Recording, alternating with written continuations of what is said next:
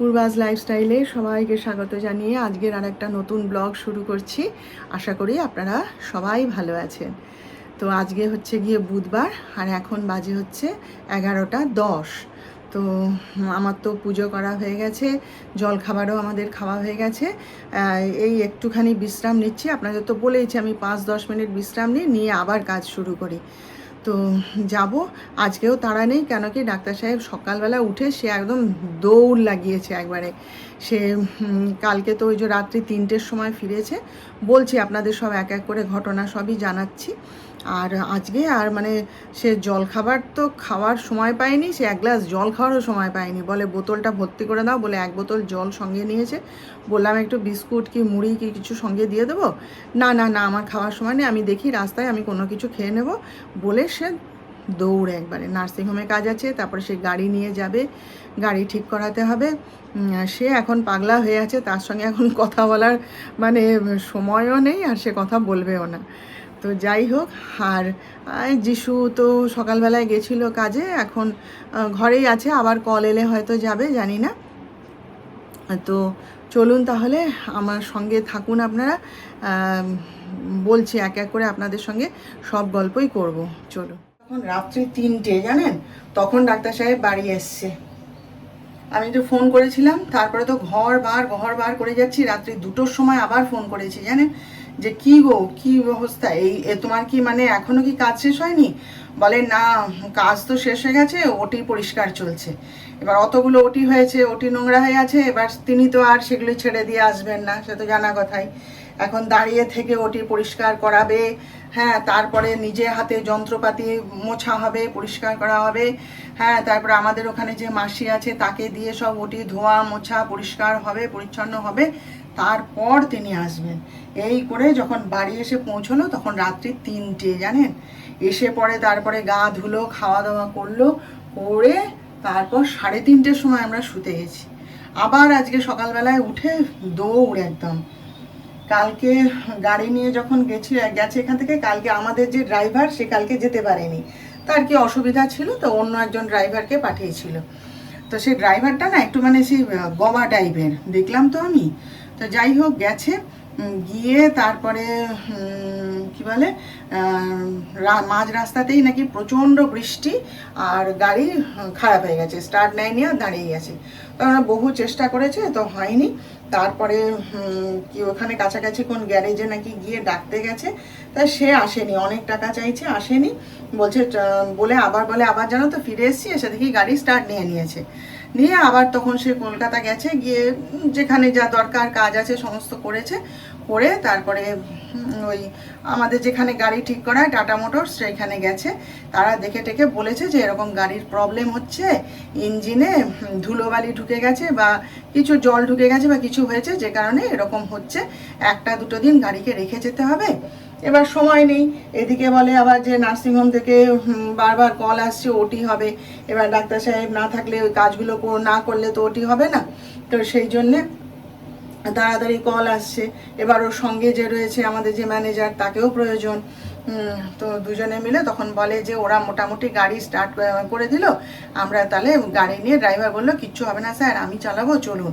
বলে দিব্যি আসছি, জানো তো। দিয়ে তারপরে বলে বারণ করলাম যে না, গাড়ি কারখানায় থাকুক, চল আমরা বাসে করে চলে যাই, কিছুতেই কথা শুনলো না। দিয়ে তারপরে আমাদের এখানে ডিমারির কাছে গাড়ি আবার স্টার্ট নেয়নি, বসে গেছে। তখন এবার কি করবে, এবার তখন সে আমাদের যে ড্রাইভার আর কি, তাকে ডেকে পাঠিয়েছে, সে দৌড়ে এসছে। এসে তারপরে তার কি চেনা জানা কোন বাড়ি আছে, তাদের বাড়িতে অনেক জায়গা, সেখানে গাড়ি ঠেলে ঠেলে ঢুকিয়ে রেখে দিয়ে বাসে করে নার্সিংহোমে এসছে। এসে তো কাজকর্ম করে তারপর রাত্রি 3টের সময় বাড়ি ফিরছে, জানেন। দিয়ে সেও এক কীর্তন। দিয়ে সেসব নিয়ে বাড়ি ফিরছে। দিয়ে আজকে আবার সকালবেলায় সে যে ড্রাইভার গাড়ি নিয়ে গেছিলো সে এসেছিলো, আমাদের যে ড্রাইভার সে ফোন করেছিল, বলে দাঁড়া আজকেও তো ওটি আছে, আমি কাজ টাজগুলো শেষ করে দিই, দিয়ে তারপর যাচ্ছি। তো সেই ওটাকে কি বলে, কি ভ্যান, মানে গাড়িকে তুলে নিয়ে যাবে আর কি, যা নামটা ভুলে গেলাম, সেই ভ্যান আসবে, এসে সে তার বাড়ি থেকে গাড়ি তুলে নিয়ে তারপরে কারখানায় যাবে। এবার একদিন সময় লাগে কি দুদিন সময় লাগে জানি না। তো এইসব কাজ ডাক্তার সাহেব ছাড়া করবে কে? কেউ তো জানেও না কিছু, আর কেউ পারবেও না। হ্যাঁ, ওরই যত হ্যাপা, সব সময় মানে কথা বলার সময় নেই, বললাম না, মানে সে ছুটছে এখন। এখন আগে গাড়ি টাড়ি ঠিক হবে, ধাতস্থ হবে সে, তারপর সে কথা বলবে, তারপর সে নজর দেবে, বুঝলেন? এই যে চিচিঙ্গা ভাজা, আর এই যে কাঁকরোল ভাজা, ডাল সেদ্ধ, এখানে হচ্ছে মুসুর ডাল, এই যে মাছ ভাজা, আর অমলেট দিয়ে একটা ঝোল, ব্যাস এই আজকে রান্না করেছি। যিশু চান করতে গেছে, আমিও চানটা চট করে সেরে আসি আর একবার, এসে দুজনে একসাথে খেয়ে নেব। এখন কি হয়েছে বলুন তো, রাত্রি 3টের সময় তো ডাক্তার সাহেব ঘরে ফিরেছে। এবারে 3টের সময় তার সমস্ত কাজকর্ম সব শেষ হওয়ার পর তখন আমাদের যে নার্সিংহোম পরিষ্কার টরিষ্কার করে যে মাসি, সে নাকি বলে যে দাদা এরকম তাহলে নার্সিংহোমের কোনো একজন স্টাফকে ডেকে দিই, সে বাড়িতে গিয়ে পৌঁছে দিয়ে আসবে, কারণ অনেকটা রাস্তা, এত রাত, আর আপনি যাবেন কি করে? তো বলে না না, কাউকে ডেকো না। এবার দেখুন রাত্রি 3টের সময় কে আর জেগে থাকে বলুন? সবাই কি ওর মতো নিশাচর? তারা তার ঘুমাচ্ছে।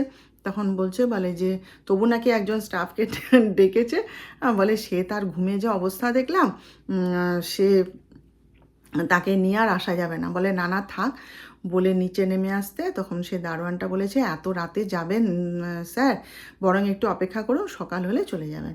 বলে না না, তোর বৌদি বারবার ফোন করছে, আমাকে যেতেই হবে। তখন কি করবে? তখন সে বলে নার্সিংহোমে মানে সে সাইকেলটা মনে হয় ফেলে দিয়েছিল, জানেন তো, সেটার আর কিছু নেই।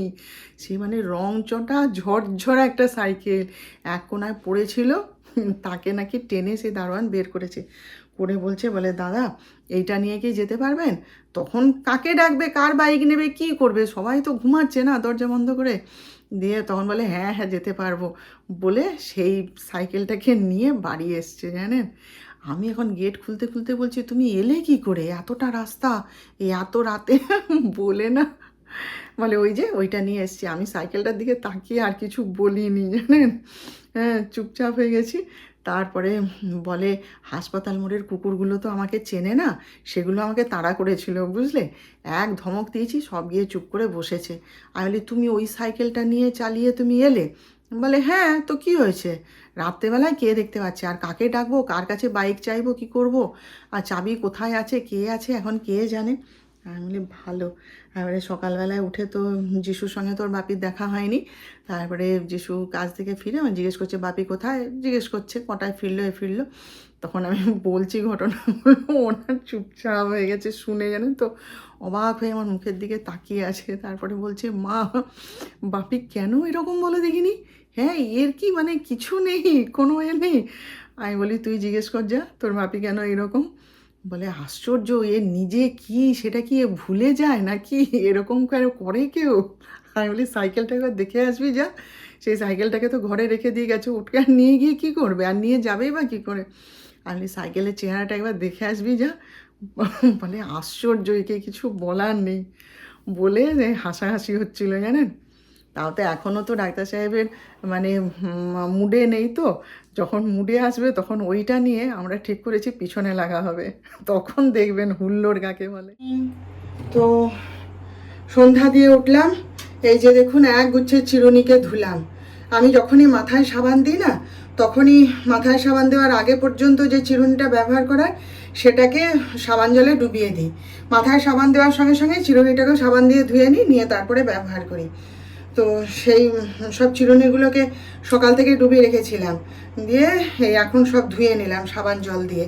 তারপরে টুকটাক যা বাসন ছিল সব বেসিনের মধ্যে জড়ো করে রেখেছিলাম, আর ইচ্ছে করেনি, সেই জন্য সব ধুলাম, পরিষ্কার করে গ্যাস ট্যাস মুছে সব রেডি করে দিলাম। কড়াইটা আর পারছি না, কণা এসে তার ধুয়ে নেবে, নিয়ে রান্না করে নেবে। রান্নার জোগাড় টোগাড় করলাম, সবই হয়ে গেছে। এবার যিশুকে খেতেও দিয়েছি, ওকে খেতে দিয়ে তারপরে আমি সন্ধ্যা দিতে গেছিলাম। তো এবারে একটুখানি আমাদের জন্য চা করব, করে তারপর ডাক্তার সাহেবকে একটা ফোন লাগাবো, আবার দেখি কোথায় আছে কি ব্যাপার। তো চলুন, হ্যাঁ, পরে আবার আপনাদের সঙ্গে দেখা করব। আজকে রাতে আমাদের হয়েছে এই যে দেখুন, আমার জন্য রুটি আর ডাক্তার সাহেব আর যিশুর জন্য পরোটা। হ্যাঁ, আমি পরোটা খাবো না, ভালো লাগে না অত ভাজাভুজি। আর এই যে পেঁপের তরকারি।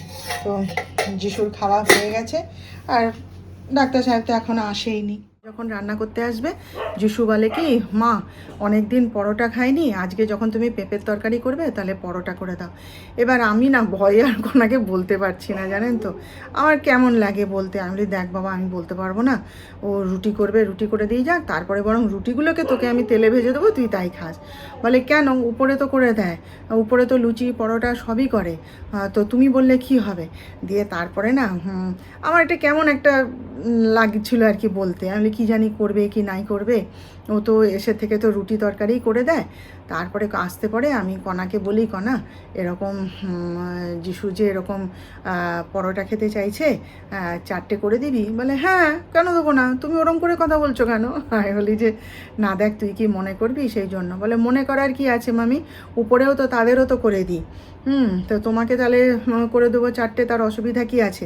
আমি বলি তাহলে তুই যখন 4টে পরোটাই করবি, তোর মামার জন্যেও তাহলে একটু করে দে। বলে হ্যাঁ দেবো, তার অসুবিধার কি আছে, তুমি খাবে। আমি বলি না না, আমি খাবো না, আমি দুধ দিয়ে রুটি দিয়ে খেয়ে নেব। বলতে না কেমন সুন্দর করে দিয়েছে। আমি তাই যিশুকে বলছি, বলে তোমার বেশি ভয়, কি হয়েছে বললে। বলে না না মামি, উপরেও যখন এরকম কুমড়োর তরকারি হয় কি পেঁপের তরকারি হয়, ওদেরকে পরোটা করে দিই, তুমিও বলবে, তোমার যখন দরকার করে দেবো। আমি যাক বাবা। তো যাই হোক, আর ডাক্তার সাহেব তো ফোন করেছিলাম, বলে আমি সিধা এসে কাজে ঢুকে গেছি, ওটি হচ্ছে, অনেকগুলো ওটি হবে, তারপরে কাজ গুছিয়ে আমি বাড়ি যাব, এখন আমার কথা বলার সময় নেই, আর বাড়ি গিয়ে কথা বলবো। এটাই ঠিক আছে, তাই হবে। তো যাই হোক, এখন কখন আসবে। আর আমি এতক্ষণ ধরে ওই সিরিয়ালও দেখছিলাম, আর আমার এক বান্ধবীর সঙ্গে কথা বলছিলাম, আমার ছোটোবেলাকার বান্ধবী, হায়দ্রাবাদে থাকে বলছিলাম না আপনাদের, সেই ও আমাকে অনেক দিন আগে ফোন করেছিল, 3-4 দিন আগে আমাকে ফোন করেছিল। তখন না ডাক্তার সাহেব খেতে এসছে বলে আমি কথা বলতে পারিনি। আমি বলেছিলাম রাখ, আমি সময় করে ফোন করব, তারপরে আর ফোন করা হয়ে ওঠেনি। তো আজকে সন্ধ্যাবেলা একটু খালি ছিলাম, আমি দেখি একটু ফোনটা করি বলে ওই গল্প করতে শুরু করলে সময় তো যাবেই, কোথা দিয়ে সময় কেটে যায়, কত কথা বাকি থাকে, দেখা তো হয় না। তা সেই জন্যে ওই গল্প টল্প করছিলাম আর কি এতক্ষণ। ভালো লাগলো জানেন, মাঝে মধ্যে বলছে মাঝে মাঝে এরকম ফোন করিস পূর্বা, কথা বলিস, ভালো লাগবে। আমি বলি হ্যাঁ রে, করবো। তো এই ফোন করে উঠলাম, উঠে যিশু দেখলাম যে নিজেই নিয়ে নিচ্ছে খাবার। আমি ঠিক আছে তুই নে, দিয়ে এই আর কি। তাহলে আজকের মতন রাখলাম, কালকে আবার দেখা করব আপনাদের সাথে নতুন ব্লগে, নতুন বিষয় নিয়ে, অনেক গল্প হাসি মজা আবার করব আমরা। তো ততক্ষণ আপনারা সবাই ভালো থাকবেন। আর আমার আজকের ভিডিওটা ভালো লাগলে প্লিজ একটা লাইক, শেয়ার ও সাবস্ক্রাইব অবশ্য করে দেবেন।